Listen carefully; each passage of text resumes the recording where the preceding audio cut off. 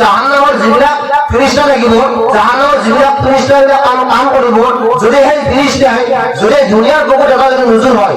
অৰ্থাৎ যদি সেই ফেৰেশতাবিলাক যিবিলাক ফেৰেশতা জাহান্নামত থাকিব, যদি ফেৰেশতা দুনিয়াৰ বুকুত নজৰ হয়, যদি নুজুৰ হয়, দুনিয়াৰ বুকুত যেতিয়া আহে, তেতিয়াহ'লে দুনিয়াৰ যিমান মানুহ আছে, দুনিয়া কৈছে আসমান কৈছে আসমান জমিন যিমানখিনি মানুহ আছে মখলুকত আছে, চাই মানুহে হওক চাই জানোৱাৰ হওক যিমানখিনি মখলুকত আছে, কৈছে জাহান্নামৰ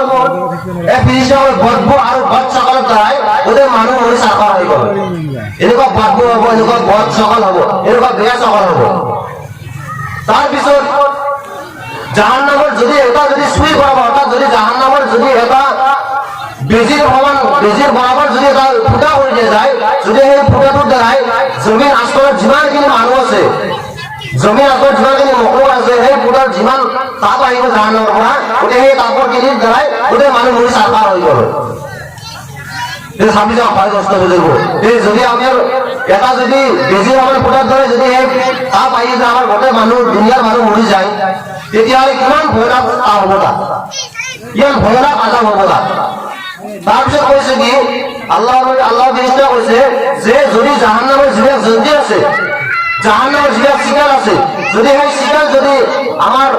দুনিয়াৰ যিবিলাক পাহাৰ আছে, যদি পাহাৰত ৰাখি থোৱা হয়, চিকালৰ যিবিলাক খাৰু থাকে, যদি এটা খাৰু সামান্য যদি এটা খাৰু যদি দুনিয়াৰ পাহাৰবিলাকৰ ওপৰত ৰাখি থোৱা হয়, তেতিয়াহ'লে এই পাহাৰবিলাক ভাঙি চিঙি চুৰমাৰ হৈ যাব,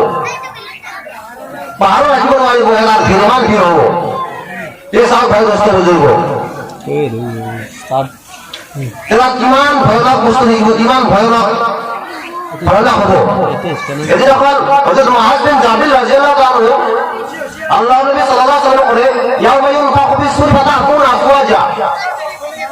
ইয়াউমা ইউনফাখু ফিস-সূরি ফাতা'তুনা আফওয়াজা, আল্লাহ হযরত মুআয বিন জাবির রাদিয়াল্লাহু আনহু বুঝিলে, আল্লাহ নবী বুঝিলে ইয়া আল্লাহর রাসূল,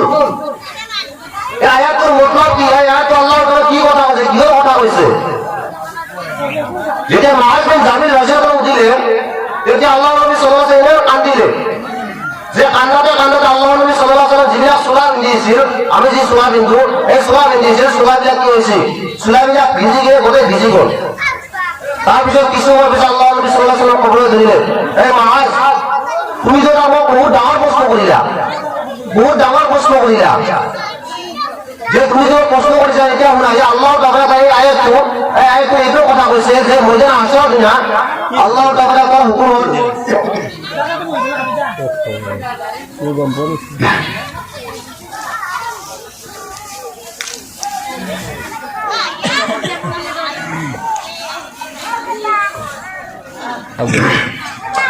যে ময়দান হাসর দিনা